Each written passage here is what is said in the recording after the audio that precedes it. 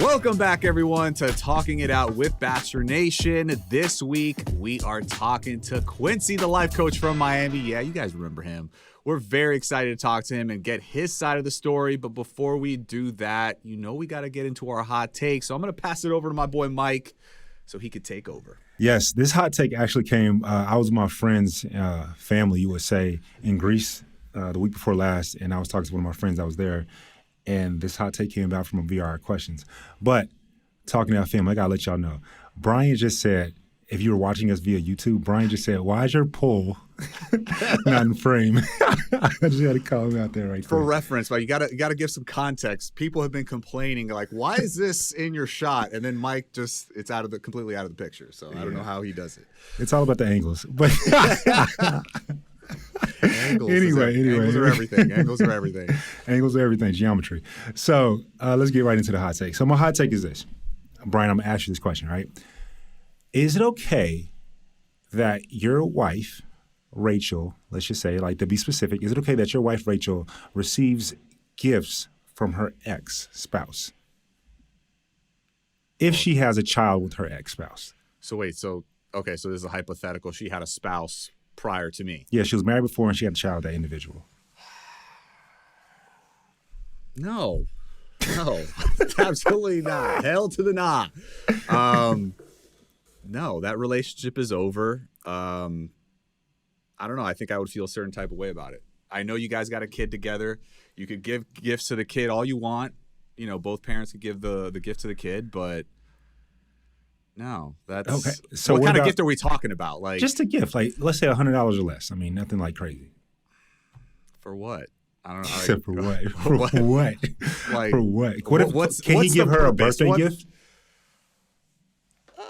He said no. I don't know. I don't see the need anymore. I could basically take over that role and give her all the gifts she wants. So I don't necessarily need you giving her one. Oh damn! You're okay. You so you could give it to your girl. I don't know. Let me ask you this then. Okay. Could Rachel's ex-husband give her a call for her birthday? Are they talking about the kid or? You're so like no. So you got, I don't know. I feel like there should be some type of respect. I don't know. I feel like those gifts, a gift turns into something else, a little bit bigger, and then so on and so forth. And then all of a sudden, we have a full-blown affair. No, I'm not having it. What? I'm not having it. How did One you go thing from a leads gift to another. No. How you go from a Walmart gift card to a full-blown affair? I'm jumping to conclusions here. Let me ask you this then. So on Mother's Day, since she's the mother of the child, okay, can he give her a gift? Can he give her a card from Hallmark? Yes, okay. I'll let that one slide. Hallmark cards are expensive. They're like $7.99 now, so he could have went with a cheaper card. So he tried to do something. You never know what's written in there. I might have to review it. You know what I'm saying? Let me see what this guy's writing here. Okay. So let me tell you a story. So I was we were in Greece, like I said. It was my friends and I, and just having a beautiful time. And one of the ladies in our group, she is getting gifts, and I don't know how we got on the subject. I'm like, yo, who the gifts were, whatever the case may be. She's like, oh, they're from my ex-husband. And we talked about talking out because that's the hottest thing on the streets. And I was like, oh, this is a hot take for this week, right? And she was like, okay. Because originally I had agreed with you, Bryan. I was like, nah, why's your ex getting gifts and stuff? That's not like, no. But she made a really good point.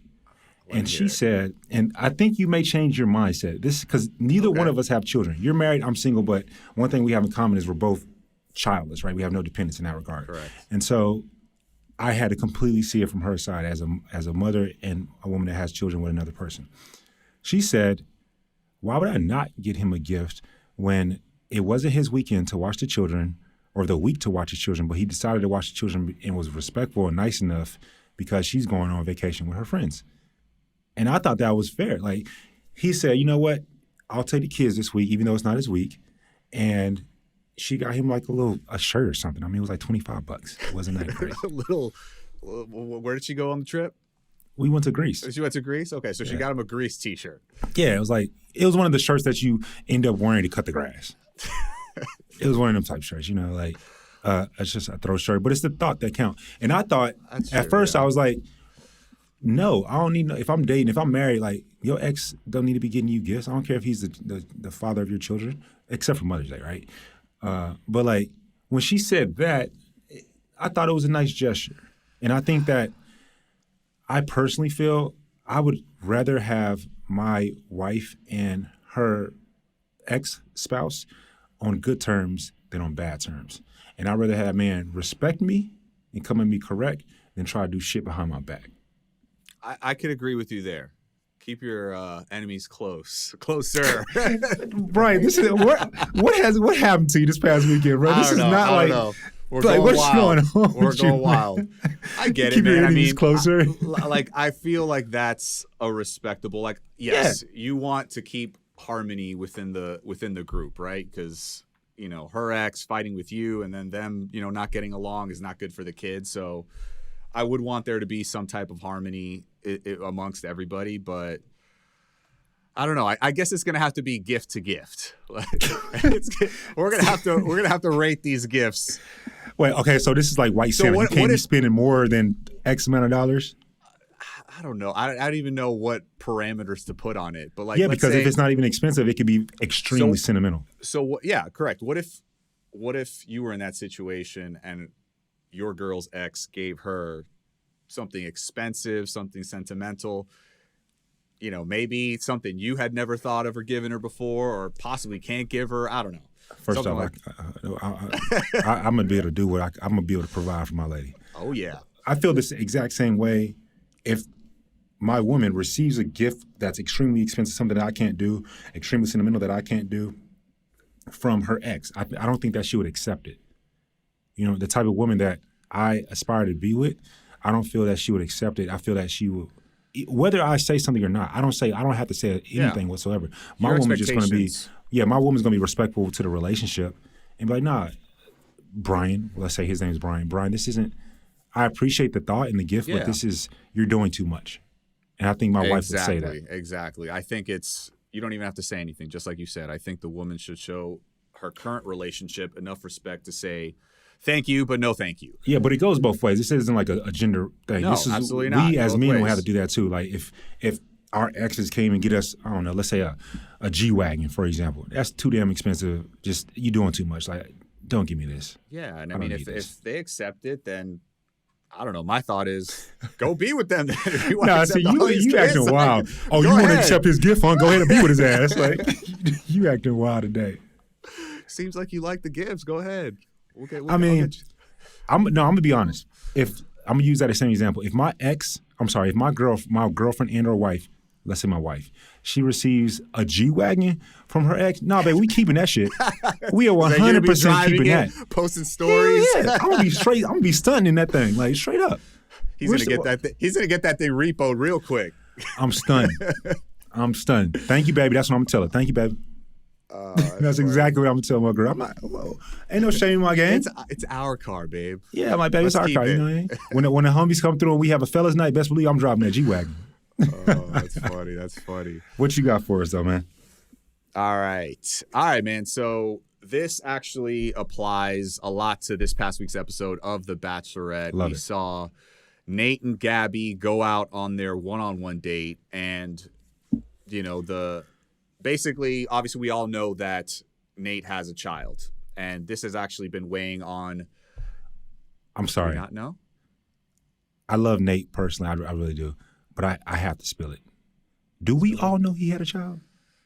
Well, not everybody knew he had a child.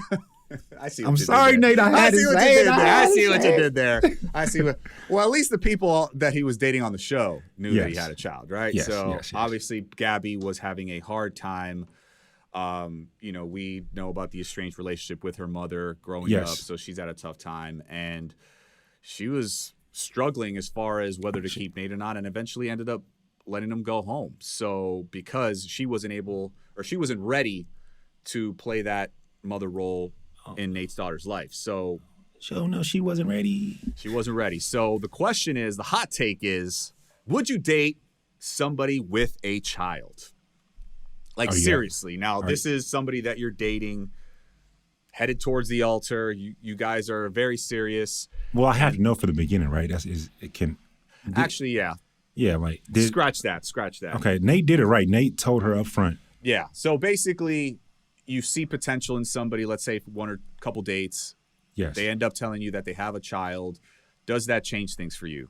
Does that make you, want to just end things right there and, that's not for you, you're not ready to be a dad, whatnot, or do you continue to pursue that relationship possibly to the serious level? Before we get into that, can we just give a shout out to how eloquent and thoughtful Gabby is when she speaks? Like, she's incredibly goofy. The girl just is, right? She be saying, what? Like her facial reactions just be, I'll be like, girl, what are you doing? But like when she's like so thoughtful, man. Like, she's incredibly into every single moment. She knows what's going on. She knows what she wants. And she speaks so eloquently and direct and respectful. I really want to give her kudos and shout out for that, because when she had the conversation with Nate, you could tell that was real. Oh, absolutely. And I got to give it to him. That whole interaction, and at least coming from his aspect, that's the type of shit that like sways the emotion of the nation. You know what I'm saying? For sure. For sure. Like, everybody, obviously with all the controversy that's going on right now, I think that, people fell in love with him even more. You know what I'm saying? And she even said it herself. Yeah, Gabby said it herself. I want him even more now. She's like, I want to spend more time with him now that, the way he took that and just how eloquent he was. So I just thought it was a great interaction between the two of them. I don't think either of them could have handled it any better. I agree. And it's just unfortunate. So I guess my question to you, Mike, is if you were in that same situation, Gabby couldn't do it. Well, how would you feel if you were in that same situation? I think I wouldn't be able to do it for different reasons. I want to be a father so bad. Like, one of my I think I've told you this before, my number one goal in life, like over all other goals, is to build my future children a treehouse, like by myself with my own hands, right? Not like pay for the shit. And so that's before I could literally pass away the very next day and go to heaven. But that shit is happening, right? And so I feel the same as Gabby, but for different reasons. I would be hesitant because I'm gonna fall in love with that child. I've done it before. I've dated a woman with a child, and when we stopped talking, oh my God, the kid, I'll never forget this. This was a very long time ago, and I'll still never forget it to this day. I remember the boy's face, and he said, because he called me Mr. Mike, he said, Mr. Mike, we can't play guns no more, because we used to Oh, dude, it was like a knife to the heart. I was Jesus. You're breaking my heart, man. It broke my heart, man. I literally got down on my knee, hugged him, and held him, because we had it's so hard, and it's hard to break up with anybody, but to break up with a child and break a child's heart seems inhumane. Yeah, and for that reason, I would prefer to not date a woman with a child. But at the same time, I have found in dating that this is me. I don't need anybody coming at me. It seems to be that younger women with children and/or older women with children seem to come across more mature. Yeah, almost because they have to. Right, they got to grow up real fast. Like, they got to grow up fast. Their life isn't about them anymore, right? After they have Exactly. that kid, it's like they're focused on that individual. So I could do it, but it would be extremely hard. So I would say no. But I feel, Gabby, it's just for different reasons for me. I want to be a father, stupid bad. Yeah. Oh no, I'm on the same page as you when it comes to wanting to be a father and whatnot. But raising kids that aren't yours, having them grow up in front of you, all the she's not my mom, this and that. You know what I'm saying? Like, there could be a lot of that going on growing up, and there could be disagreements and fights and just I know it's not easy. Yeah. It's not easy, right? For sure. I'm not going to get into specifics or semantics on that, but it's not easy. So that was always like in my head growing up, and I actually denied somebody because they had a kid. Like, I didn't pursue anything serious. We like casually dated, but when push came to shove and she kind of like said, what's up? Yeah. You know what I mean? In terms of moving forward seriously, I honestly told her the truth. Like, I just wasn't at that level yet to be a dad or whatnot. But I've actually changed my tune. I've actually changed my tune on that. I don't think it would be a deal breaker to me anymore. I don't know. I don't know if I was just like immature, back then, and that was just like something I had in my head. But now after being married, engaged, and just seeing my friends with families and kids and whatnot, I don't know. I think I've softened my stance on that, and I wouldn't necessarily not pursue somebody seriously just because they had a kid. No, true. I would also say that it depends on the age of the child as well. Really? Yeah, because if the kid is 17, well, hell, why am I tripping? Like, he about to be out the house next year. True. You know what I mean? Like, why am I tripping? Now, if the kid's 3 months old, my first question, where's your child's father at? You know, where is he at in the picture if his child's 3 months old? So the child's age depends as well. But, you know, that's a great question talking about the show. I want to get more insight to what took place on the show, but even more so than that, Quincy. We haven't seen Quincy. He left a few episodes ago. If you remember, he's from Miami as well. He came out immediately saying that he's celibate and he's a life coach. And so we have so many questions to ask Quincy. So let's bring him in, Quincy. Let's talk it out. So everyone talking to our family, Quincy wants to ensure he has a deep voice for today's episode. Quincy, I got to call you up, man. Before we even get started, though, is it okay if I call you Q? Do people call you that? Yeah. Awesome. How you doing today, bro? Good. I mean, I had a productive day. Okay. So I hear you're from Miami. All right, fellow 305 right here. Love it. How's everybody treating you in the 305? Good. Yeah. So I'm actually originally from Connecticut, but okay. I moved to Miami. Been living out there for a while. I believe Miami is the most craziest place to live. Why you say that? Why do you say that? Tell me some. I need to hear something about that. So for living in Miami, there is the worst drivers. Worst drivers. I can vouch for that. You have to do something every day. You can't be in Miami and not do something. So for me, I have like ADHD. Like I have to like move around. I have to do something.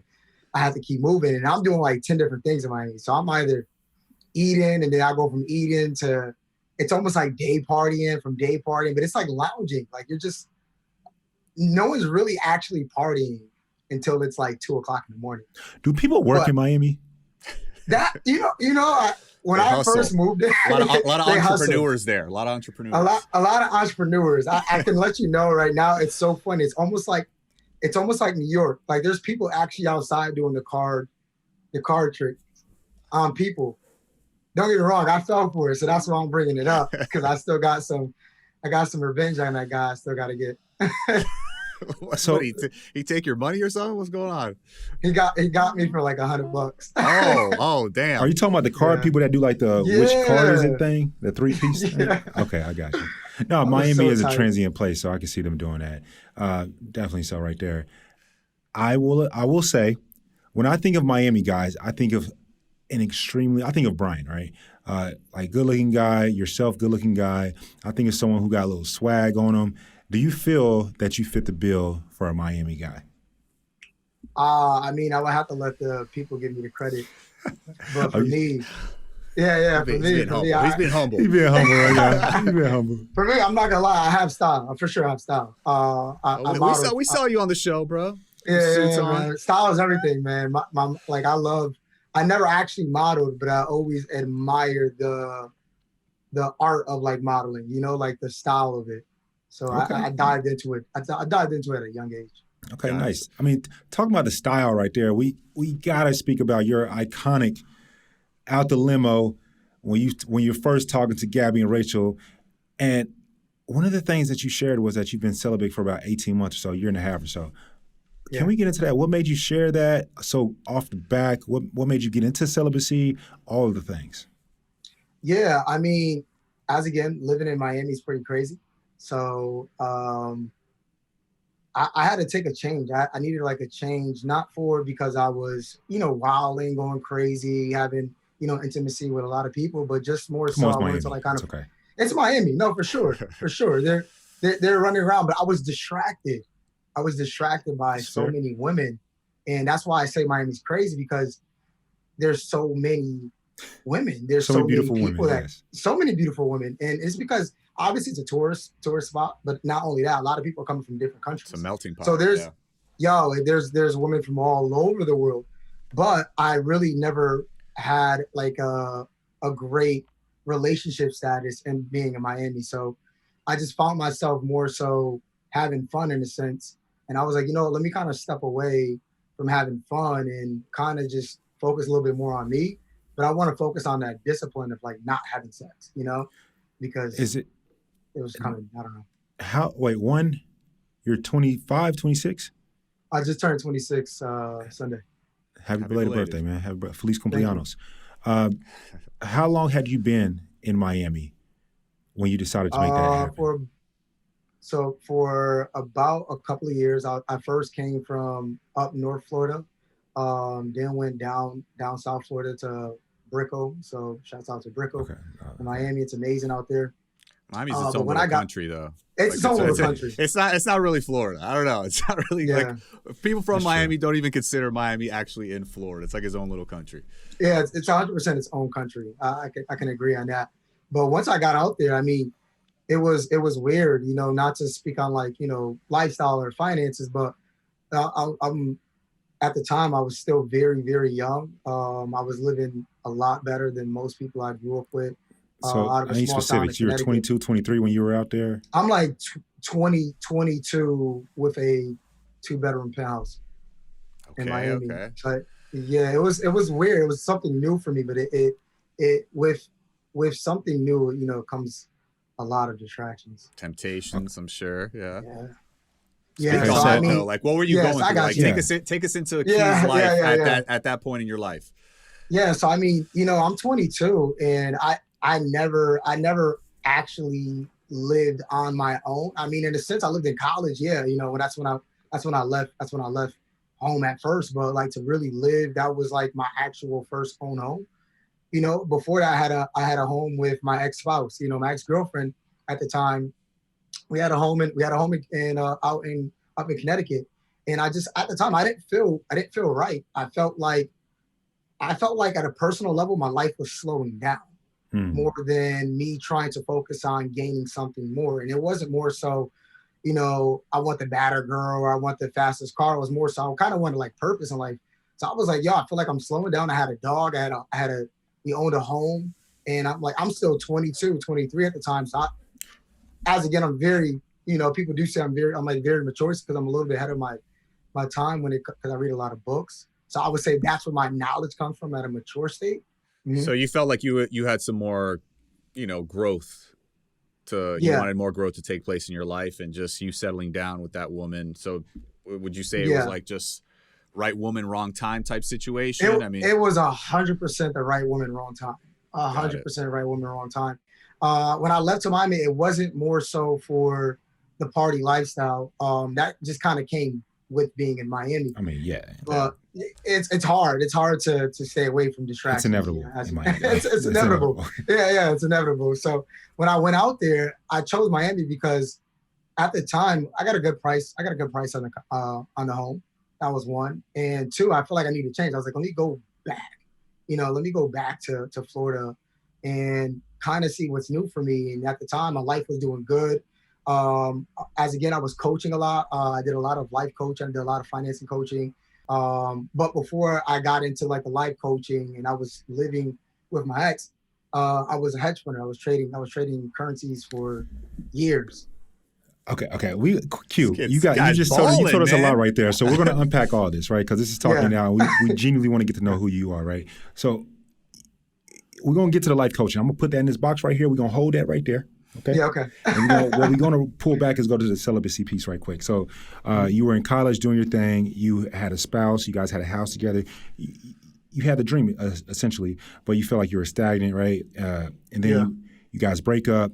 Right woman, wrong time. Moved to Miami, partying your ass off. See all these beautiful women. I understand it. I've been to Miami. That's why the reason why I can't live in Miami.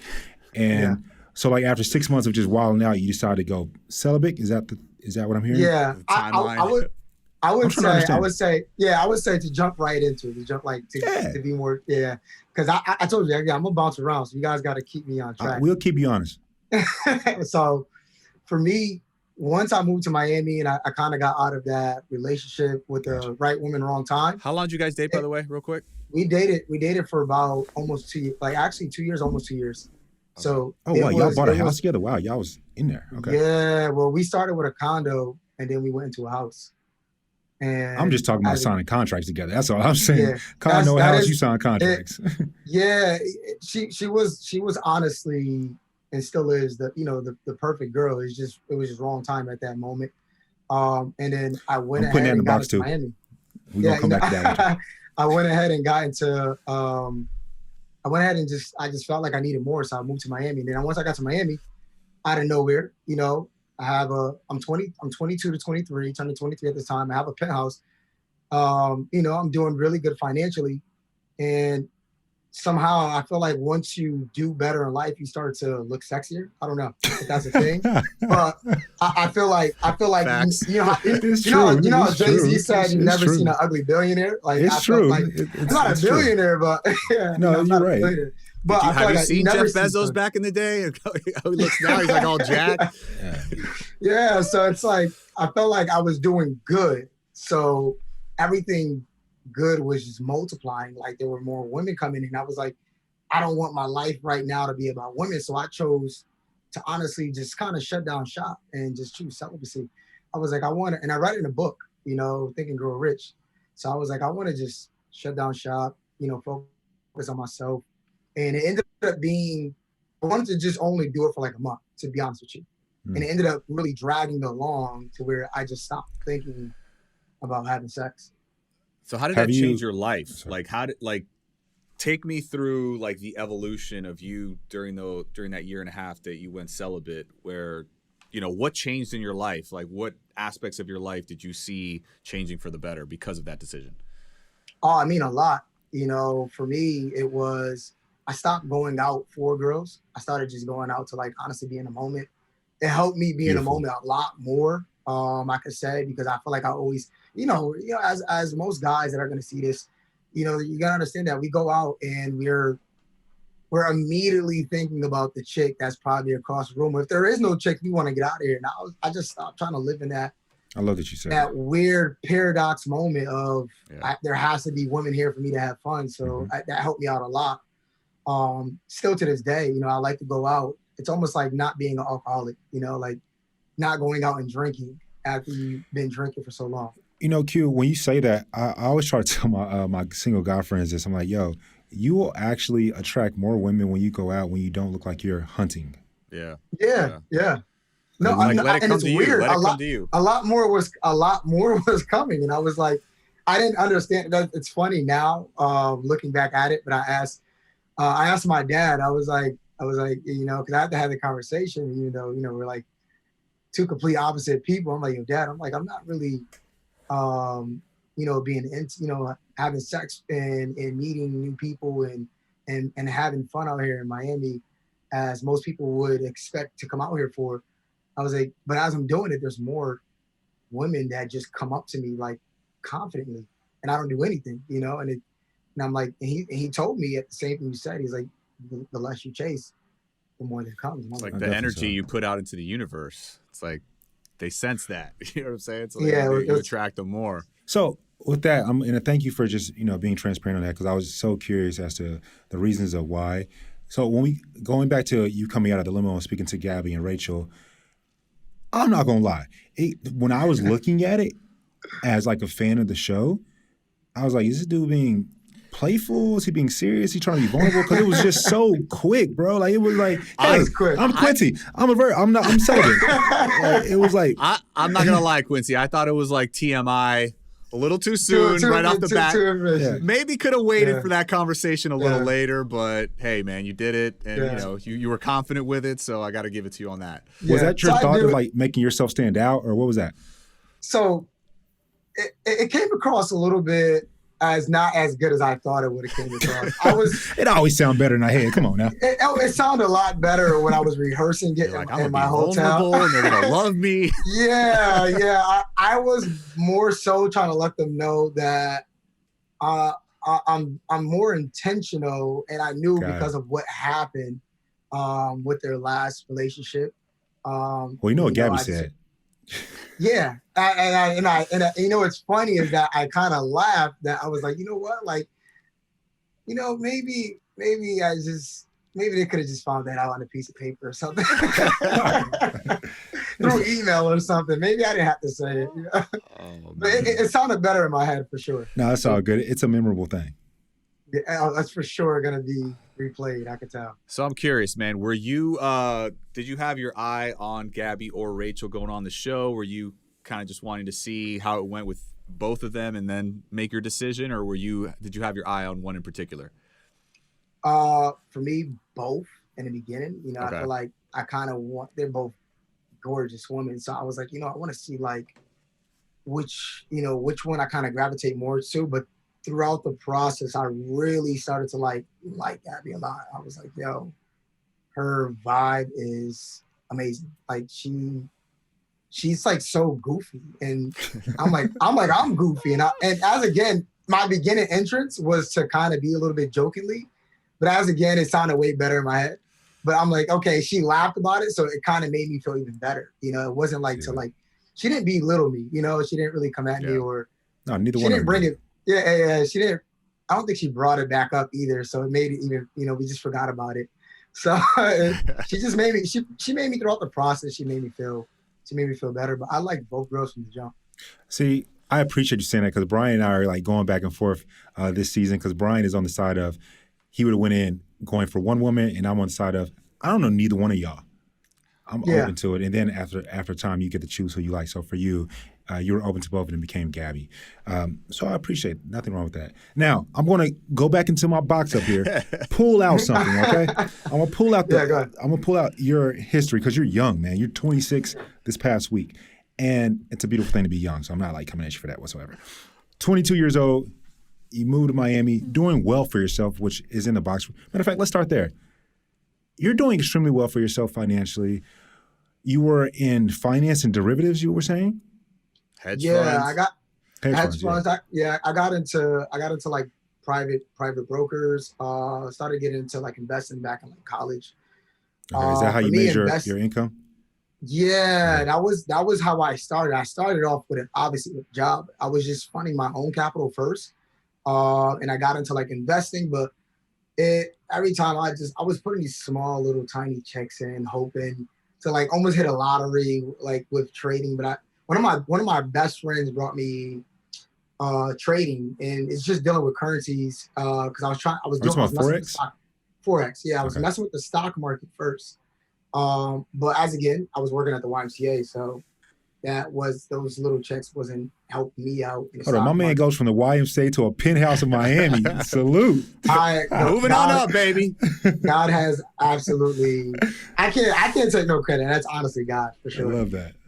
But yeah, it's a humbling. I mean, when I go back to the Y, it's so funny. We ain't gonna get into it. All right. So how long were you in finances? So I've been in financing for about almost 7 years now. So, bro, what? You 26. I'm decent at math. So you was 19 when you got a job in finance, or are you saying you've been? No, 20 when I got a job. 20 when I started financing myself. Job in finance, and I started at 22. Got you. So you started on your own, reading, learning about it, playing, losing, winning. Got it. Mm-hmm. Understand. And then when did you become a life coach? I became a life coach at 24. A lot of people just came to me, started asking me a lot of questions. And I'm like a development junkie. So I read a lot of books. And I never used to read books. I actually used to get C's and D's in high school and middle school. Actually, kids, y'all listening to my man? Doesn't mean anything. Doesn't mean, now I'm telling you right now, I tell my little brothers, I'm like, yo, don't worry. Like, I'm not, someone's like, look at me, but I'm like, don't worry. Like, don't tell them to fail now. See, I'm telling my mentee the exact opposite thing. My mentee does not hear that. He's like, bro, you need to get better grades. That's what I tell him all day. Yeah. No, you definitely need, I think if I did, it's not more so about getting the better grades. It was more so about my focus. I just didn't have like a disciplined focus to even study in high school or middle school or any, once I got to college, I was like, yo, I need to make money. And then this vehicle was like, all right, you can't slack off. Can't slack off a little information trying to make money. Q, who did you like? Was there a mentor or somebody that you had in your life that got you into the business? Or like, talk to us about that and the importance of a mentor in your life. Love that question. Yeah, my mentors are actually my best friends. We're all the same age, so they're all 26. Doing fairly. It's like the time you see now on social media where everybody's doing really extremely well. Like those pictures, some of those people like that you see on social media, like they could be, they're true. Some of them, not all of them, but this person that helped me out and mentored me, shouts out to my boy John, shouts out to my boy Elias. These two actually are from my hometown. One lived right next door to me, which introduced me, which is like God-given sent. Introduced you to Forex? Introduced me into investing. Okay. And then the one lived in 30 minutes away.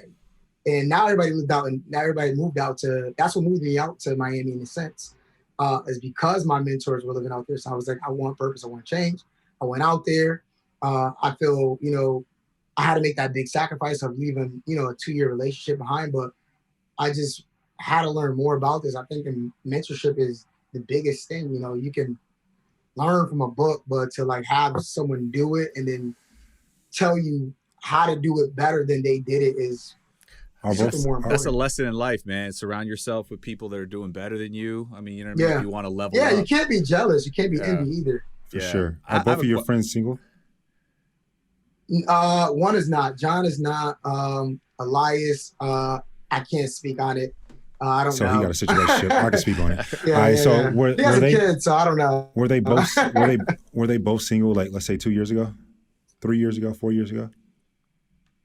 No, Elias has always been single.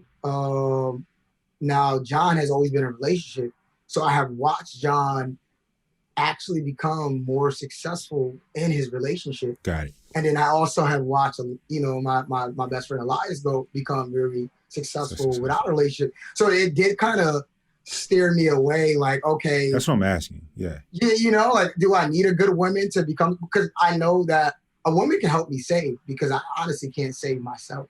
And then again, a woman can help me spend. So I just have to find the right one. Find the right one, exactly. What I have a couple questions. One, what did your friends think about the show? And then I also want to know about your first investment, because you mentioned, I just started investing. Like, how much money did you have at the time? How much did you have to put in your first investment? Just so we could give the audience a little idea about, potentially this could be something they could do. Yeah. So I have a small group of best friends, as we all. Okay. And my other best friend, Eric, he was actually hyped because he was next to me when I got reached out on Instagram, and he was like, yo, you're going on The Bachelor, and he's somebody, his whole family has watched the show. I never watched it, never really knew anything about it. And the funniest part is with Eric, he was just like, yo, you might get married. And I had to ask myself, like, all right, am I ready to get married? I was like, okay, am I ready to get married? Am I ready to get married? And that was like what he helped me understand, that he helped me feel more better coming into this, because I was nervous. I was like, okay, I'm down to look, I'm open for a relationship. I'm open for, I could possibly find the love of my life, but I don't know how I feel right now. He was like, yo, bro, don't, he was so funny. Don't worry. And he's Italian. So the way it was just so funny. He's like, don't worry, man, you'll be good. And I'm like, Eric, I don't know, man. I'm like, I shouldn't do it. He's like, give it a day. And they come back to me, and I came back. I was like, Eric, I'm gonna do it, man. I'm gonna give it a try. I was like, it's gonna be weird because it's reality TV. Talking about the show aspect and your friends' thoughts, what was the story behind getting on the show, getting casted? Yeah, so Eric, my best friend, his cousin, is a friend that nominated me for the show. And we just had a great connection. Getting on the show, Eric, his cousin, actually nominated me just by having a conversation. And I don't know how, some way, it went through, it worked. I got reached out the next day. I was totally shocked that I didn't even know if it was true. The next day you must send in a really good picture. Your picture must have been perfect. Yeah, I met with her in Cali because I was flying to Hawaii to go speak. And she was like, you should go on a Bachelorette. And I'm like, I don't know what that is. And Eric is like, yeah, and he's hyping me up. And I'm like, I don't know what that is. I was like, and then she was explaining more. She told me about Rachel and Gabby, the two Bachelorettes. She said it's never been done before. Yeah, so she's giving you like really a whole rundown. Yeah. Whole rundown. And she's telling me, she's just going into details about the show and how it will be like a great expansion, I could possibly find someone that I connect with really well. And I'm like, yeah, I'll give it some thought. And then I just fly out the next day to Hawaii. I land in Hawaii. I get hit up from one of the producers. And I'm like, is this real? So I sent it to her. I'm like, is this real? And she's like, yeah, answer. And I'm like, okay, hey. So I said, hey, yeah, I'm interested. That's all I said. I was like, hey, yeah, I think I'm interested. And it was, from there, it was just like, I automatically just got extremely nervous. No, fair enough. Well, I mean, why you portrayed yourself well in your time there. But I want to go to Bryan's question. Like, what was your first investment? How much did you have? Because that was a good question from Bryan. Yeah, my first investment was actually, I was working at the Y for about, how long? 4 years. So I'm trying to think how much was the check, because I only worked so much. I used to be a person that used to clock in. Hold on, that's what we're going to use. I'm telling you right now, that's the piece that we're going to use. I'm a person, like, yeah, you are. Yeah, I think about like $400. Yeah, okay. $400, because we got paid. It wasn't much money. I was still a college student. $400 was my first investment. I went ahead and put that into a broker. My boy was like, yeah, just do $50. So I started with $50. Can you tell the audience what a broker is? Yeah, so a broker is just basically a third-party services that allows you to invest your money into it, but you have to invest your money personally yourself. So I'm in full control. I'm just going through a third party to use through my phone to start moving money around. But I put $50 in there, and I'm like, oh, this is not enough. So I went ahead and put $400. And I can tell you right now, that first investment was gone. What did you put it in? I was hurt. You lost it all. Okay. I lost it all. So I put it. So with currency trading, I'm basically trading currencies from up and down. Okay, so you started off with Forex. I started off with Forex. Got it. I was learning how to trade stocks. So when was your big break then? Like what blew the top off? So my big break, it's so crazy because no one really believes it, but my big break was 3 months right after. My big break, I actually took $50 all the way to $1,000 in about 1 week. So I was super hyped to just take $50 to $1,000 in 1 week. Because currencies move so fast, you're just able to capitalize on a lot of positions 24/7. But right after that, as soon as I made $50 to $1,000, I immediately texted like my best friend that's my mentor at the time. I was like, yo, I just made $1,000 in a week. He's like, good, withdraw it. I said, no. So guess what happened? I blew the $1,000. And then the next week I put $50 in again. So I'm using a lot of YMCA checks at this time. I'm letting you right now. I'm all in on me. Like I'm all in. Like I've never been so like all in on me. So I put another $50 in there, and it somehow like universes work with me, guys work with me. I'm praying because I'm down a little bit, but I'm praying that it goes up. Like one of those weird memes investors sees. Like I literally used to pray to just make money with trading. Like so, it was so funny. But you actually thought and grew rich. Yes, yeah. Like I was like I was praying every time. Yeah, that's what I coach on now. But, can we talk about that for a moment though? So yeah. You made your money via Forex and foreign exchange. It's extremely risky. You did it. You kept doing it, and you grew it. You got smarter over time, right? That's what I'm hearing. Now, life coach. You became a life coach at what age? 24. 24. So you've been doing it roughly 2 years now. Yeah. I'm gonna be honest, homie. How the hell at 24 you become a life coach? So for me, the I feel the definition of life coach is to continuously grow. So for me to be a life coach, I would say that I will always coach through life, which means the millennials at a young age that need coaching, the people that it could be that group of people that want to know more about what semen retention means, what focus Okay, so you're talking about stuff like that. Yeah, it wouldn't just be based around one subject, but it can be on that finance term. It could be on the spirituality. I turned my life to God at like 23, like a deep like life to God. Like that's when it's not what made me go celibate, but that's what kind of made me really start to dive more into like my purpose. Because I grew up in a Catholic home and a Christian home. So I always heard about God, but I feel like I really never jumped into it in a sense. So for me, I was like, you know what? I jumped into it. I started studying it more, and then I wanted to practice it. And I feel like the best way to learn is to honestly teach. So I started teaching more so about the spirituality purpose, but also learning at times. Spirituality in terms of Christianity, or I'm sorry, in Yeah, Catholic. yeah, you know, really more so the Bible, you know. Okay, but so then and I'm just genuinely trying to understand. So you Yeah. talk about semen retention because you were abstinence. And then also you talk about you're really big into your religion. And so you were these are the things that you as a life coach, these are what you talk about. Finances, Yeah. semen retention, religion.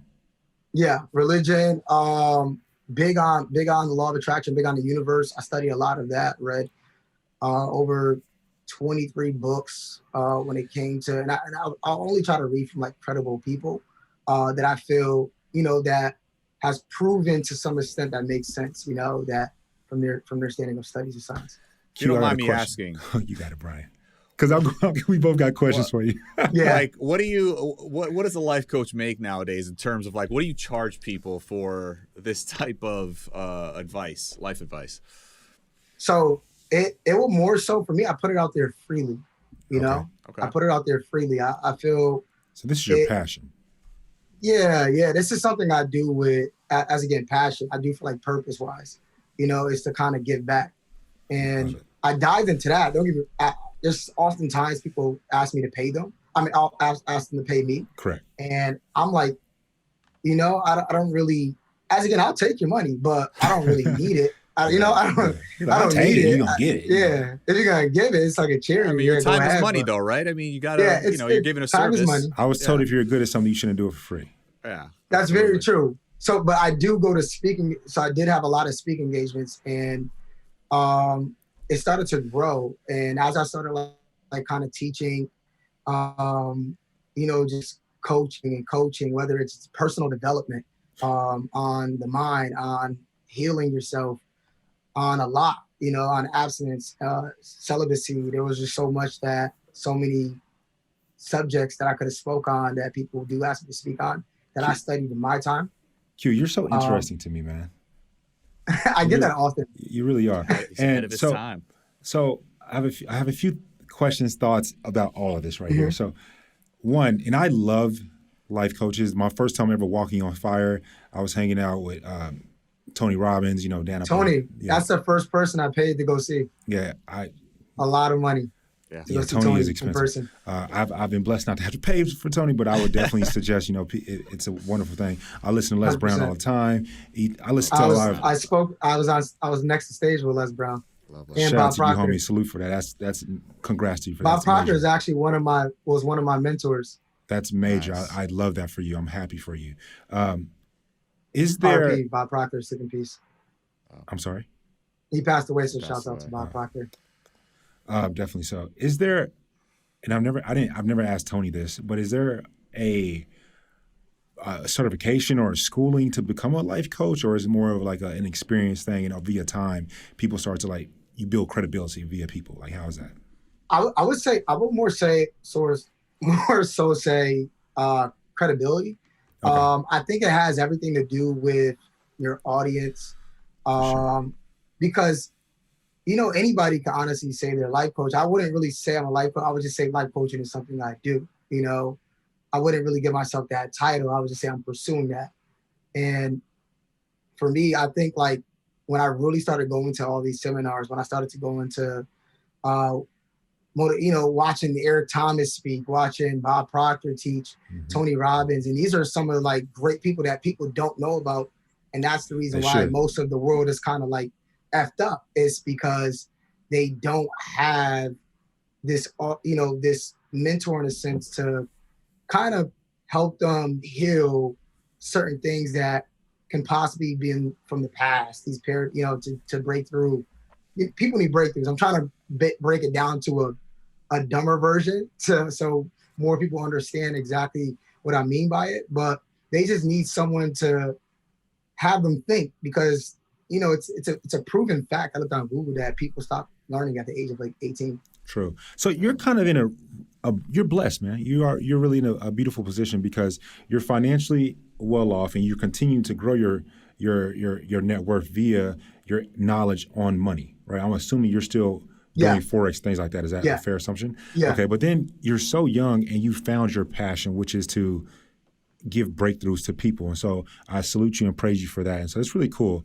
Let's take it back to the show, man. Like, what did you learn, through all your experiences, being a life coach, being celibate? Like, what did you learn on the show about love and yourself that maybe you didn't before? Yeah, so that was a great question. I mean, when I went on the show, I said one thing. I said, I'm going to go on the show and I'm going to just be myself. I said, yo, no walls, no trying to act tough, no. As we can see from a lot of stuff that's happened on the show, I was like, let me just be myself. I feel like I was never able, and it's weird to say, like never able to be a kid, like that kid, like not worrying about anything. And I wanted to feel like that kid version of myself too, where I just didn't care. I was like, and the show allowed me to just do that. So I was like, if I'm gonna do it anywhere, I'm gonna do it here. And I don't know why I chose to do it on TV, but I was just like, I never done dating someone randomly with how many guys that might be in the house. I was like, okay, these people don't know me. I can just be myself. And they're not going to know if I'm actually like this because I'm actually, in a sense, like this, more so in a serious, goofy state than, but on a show, I was all the way goofy. Q, you just hit something. There's a message within that. What you said was, these guys don't know me, so therefore I can be myself. Yeah.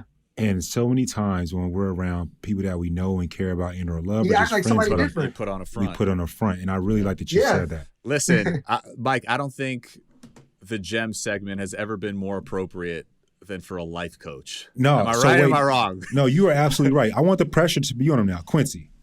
Ooh. Here on the podcast, Talking It Out, we do a segment, a gems.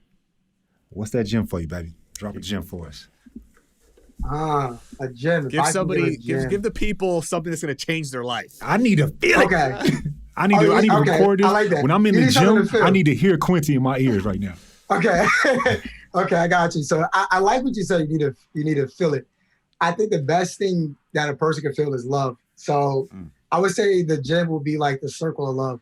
Like when you feel like you're giving love out, but you're not receiving it back. And it's almost like the show in a sense, because in the show you do have to kind of give love, and it might not actually be received back. But the circle of love is basically talking about, you give love out, and you feel like you're not receiving it back. And there's a lot of people out there, including me, where I give love to people that don't give it back. You just honestly have to understand that someone else is giving you that same much love that you're honestly not giving back. And it goes with money. In order to get more, you have to give more, and it's just a flow of transaction. You have to be able to give it out in order to get it. But sometimes it's just not going to come from the same person you gave it to. It's like loaning somebody $20. You might not get it back. But at the end of the day, you still gave it. So, I mean, the circle of love is like what drives me every day. I love my family, regardless if they love me or not.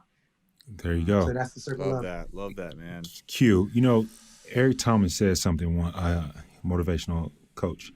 He said, when I found out that I was 3 spots behind Tony Robbins, that touched him. Worked hard. Yeah, he said, Tony, I'm coming for you. He said, high school dropout. Put a whole bunch of things out. Yeah, so I am hoping the best for you. I know Bryan is as well. We both want the best for you. And I want, just continue doing great things in your life, being a good steward of God, and just being a wonderfully made human being. And so thank you. I'll see you in Miami, man. Definitely. I appreciate both of you guys, man. This was a pleasure being on here. I mean, I was watching you guys at first, and now I'm here with you guys. Real quick, man, can people catch you at any conferences coming up? 10X, like a Tony Robbins, like what are we looking at here in the future? That is. So my goal, I actually written it down. I written it down a couple years ago, but my goal is to speak in front of 10,000. So far, the highest crowd I've spoken in front of was 5.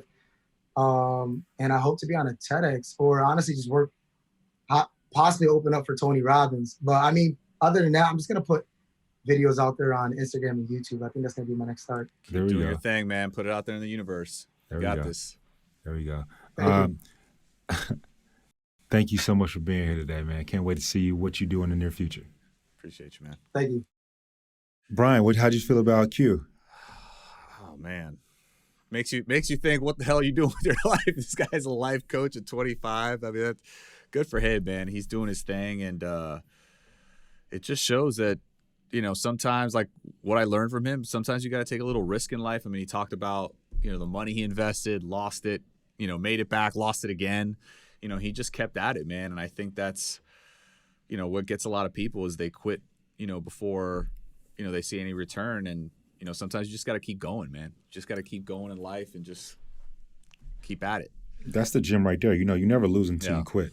Exactly. It's Mike Johnson's gym.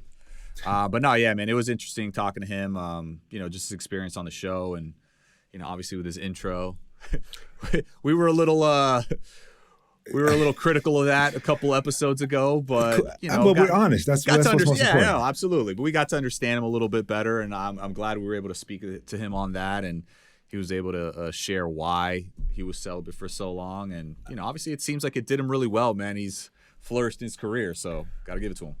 I have so many questions for Quincy. Yeah, right. We're just going to stop that. Yeah, we're just going to stop talking about this right now because I'm just going to go in on all the thoughts that I have. But no, I feel that he is a wonderfully made human being, and I wish him nothing but the best.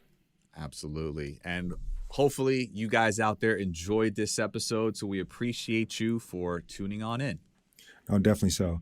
And, we always truly love to hear your opinions, your stories, your insight. So please don't forget to like, comment, follow. Message us on social at Talking Out BN, B as in Bachelor Nation on IG.